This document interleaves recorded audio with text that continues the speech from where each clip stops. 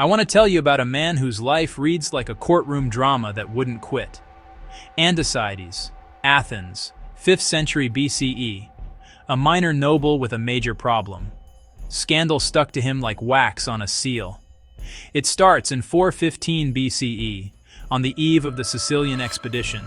Someone mutilates the city's sacred herms, stone guardians with very noticeable faces, and profanes the secret mysteries of Eleusis. Panic hits Athens, rumors fly, fingers point. Andocides is arrested. Under pressure, he turns informant. He names names to save himself, claiming he's exposing a conspiracy. Was he a snitch, a survivor, or both? Depends on who you ask.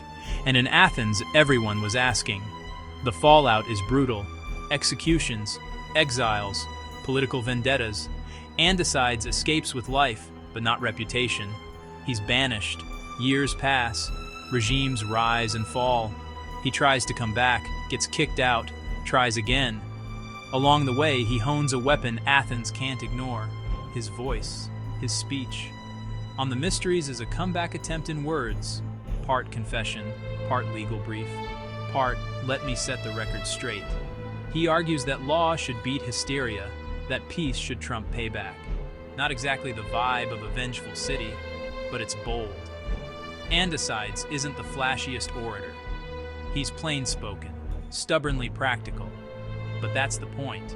He talks like a man who's had to live with consequences. In On the Peace, he pushes for a treaty with Sparta. Less glory, more survival. In On his return, he turns exile into evidence. I suffered. I learned. Let me serve. So what's the legacy?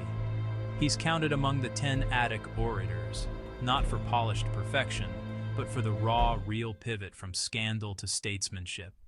He shows how democracies fight with words, how reputation can be retried, how a messy life can still teach civic courage. If you want heroes without contradictions, don't look here. If you want Athens as it was, loud, flawed, and fiercely argued, Andocides is your witness.